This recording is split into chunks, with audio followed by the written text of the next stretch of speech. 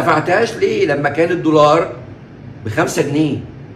دلوقتي جاي تدفع غرامه شيكابالا لما الدولار بقى ب30 جنيه و80 قرش، ولا بوجهه نظرك انت ب40 جنيه؟ فلو سمحت انا بعيد لحضرتك تاني، واحترام السن موجود.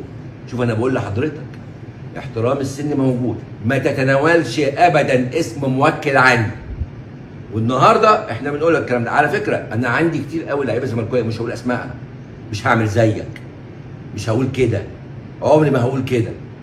لعيبه الزمالك سواء القدامى هو اخواتي او الناس اللي بتلعب دلوقتي هم ولادي. وعلى فكره عايز اقول لك على حاجه، بلاش اهلي وزمالك، انا خلافي معاك راجل لراجل او محامي لمحامي.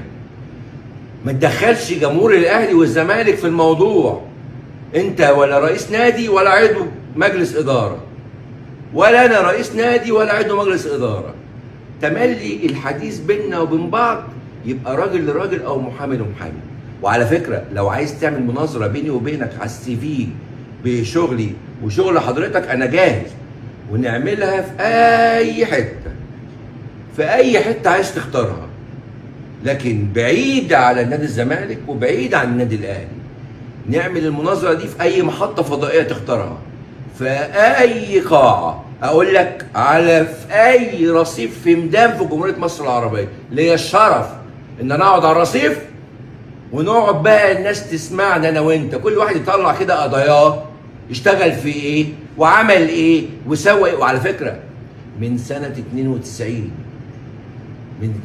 من ايام ما انت بتقول انك حاربت مش عارف ايه السفير الاسرائيلي، فنبدا من هنا ولا نبدا من 91 ولا نبدا من 2000 ولا 2010 ولا 2015؟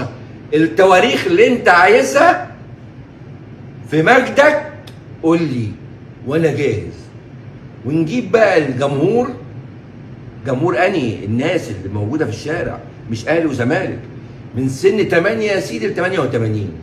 نقعد بقى نشوف غلطاتنا ايه، انا عندي غلطات ولا لا، عندي قضايا ولا لا، محامي شاطر ولا لا، نتفرج على بعض. ايه رايك؟ طبعا تحياتي لجمهور النادي الاهلي وتحياتي لجمهور نادي الزمالك، وبطلب منكم عدم التدخل في هذا الامر بالمره يا جماعه. والله